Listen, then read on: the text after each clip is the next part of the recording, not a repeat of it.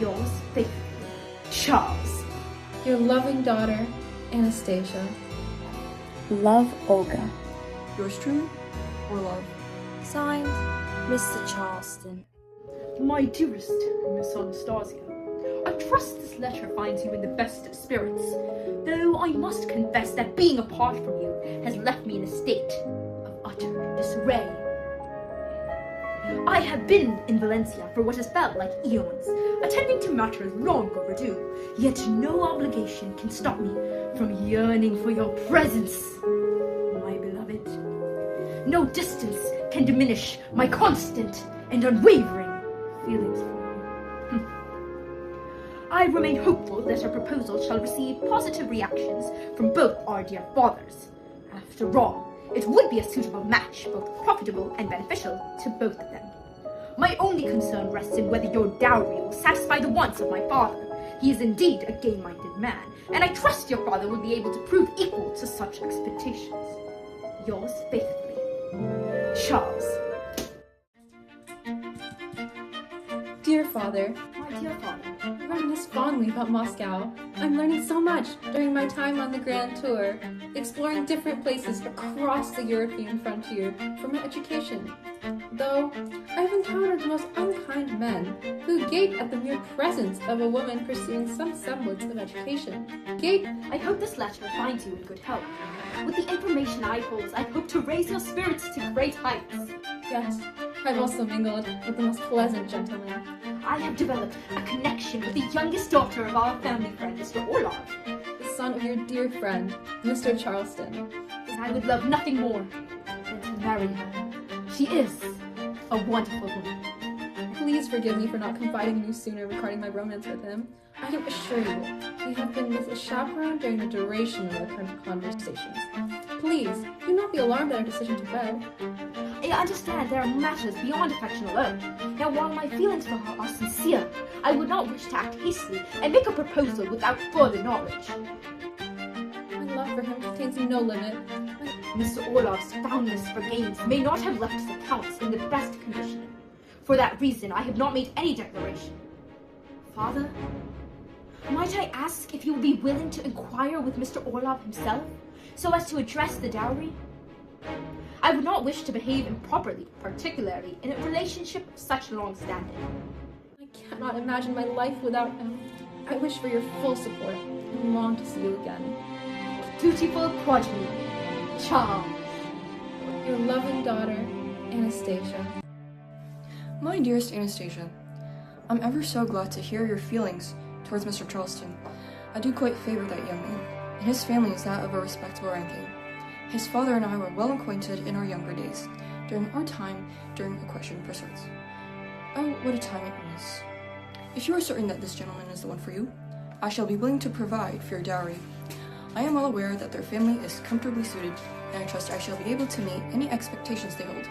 Be assured, my dear, that I will do anything to secure your happiness. Your loving father, Mr. Orlov. Dearest Olga, I finally understand the feverish emotion you felt during your romance with Mr. Kowalski. Maximum excitement and joy. I want to tell you that Charles asked me to marry him. The whole time I sent you letters about him, and I was afraid our romance would end in a failure, that I'd disappoint us both. I must confess that these fears have not gone away. What if he stops loving me? What if he never truly loved me? What if I stop loving him? Please, Olga, ease me from these worries. I've also decided to finally tell Father about our romance. It's certainly another addition to my qualms about marriage. I look forward to the day you, Father, Mother, and I will be together again in Moscow. I understand that your husband and children in Warsaw keep you very busy, and our family reunion will not come very soon. Love, your faithful little sister, Anastasia. My dearest friend Charleston, I do hope this letter finds you well. It has come to my attention that our children are in fact in love. Oh, what a surprise this has come to, but I cannot be more excited. This brings me great joy, and I hope it brings the same to you. Because of this wonderful news, I'm willing to spare you 60.00 rubles. Of course, for the wedding. I hope this will be a sufficient fun and bring you great delight. Yours truly, Orlov. Dear Charlie, I was recently made aware of the money offered by the Mr. Vladimir Orlov for your marriage to his daughter, Anastasia. However, I am appalled by the measliness of this amount.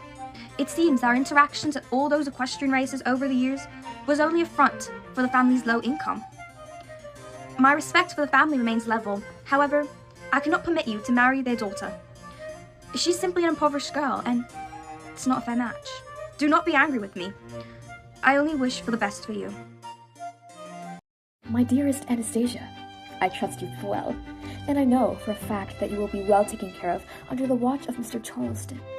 He makes an honest man, and will be a good husband, I can assure you of it. My own marriage is great as well, as my husband and I have nothing but bright days ahead of us. I trust you will believe me, sister. Married life is a walk in the park. Being a wife is one of the best things which has ever happened to me. Once you realize that you're making the correct decision by marrying Mr. Charleston, you too will see eye to eye with me and realize that I was true with my decision. I hope your days are well. Love, Olga. To the Miss Anastasia. I am aware of your dowry and your engagement to my son. However, I am well assured you understand the needs and wants of this family and the requirements if you wish to wed my son. The current amount you've listed proves to be insufficient. I'm sure your father, for one, is well aware of the standing of our family and the wealth of our family, yet still offers such a paltry amount despite what the requirements were. I do hope that you will rethink your wish to wed my son and reconsider your proposal in its entirety. I will discuss this matter further with your father, and I truly hope we can come to a decision. Signed, Mr. Charleston. Oh dear Olga, I'm in the deepest despair. I cannot explain to you the amount of utmost wretched state I am in. The man I love, the man who loves me, has just ended our engagement. We will no longer be able to have a wedding, nor stay together, after the events of today.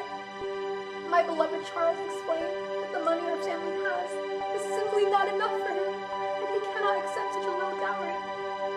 How have you done this after making the proposal already? Oh, I'm miserable, Olga. What am I meant to do? Oh. Mr. Charleston, the manner in which you have treated my sister is absolutely reprehensible.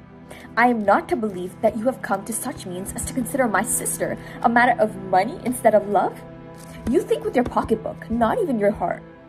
The amount which we had offered would suffice for the purchase of a yacht. I wholeheartedly do not understand what you could possibly mean by claiming this amount is miserly. I do so hope you come to regard the truth and recant the statement portraying us as misers. Regards, Miss Kowalski. My dearest Miss Kowalski, I truly hope this is a misunderstanding. I do not believe you mean what you speak. The amount which your father has provided us is merely enough to purchase a bag of carrots. I'm well aware of the financial standing of your family, and I know you all to be wealth, not anywhere near the point of offering such small amounts. Perhaps I may be mistaken. However, if I am not, I am sorry to tell you, but I will be unable to take your sister's hand in marriage. I do love her. I do love her with my whole heart. But when it comes to the financial well-being of my family, I must prioritize that over the wants of my heart. I hope you understand, and I truly wish we can come to an agreement regarding this.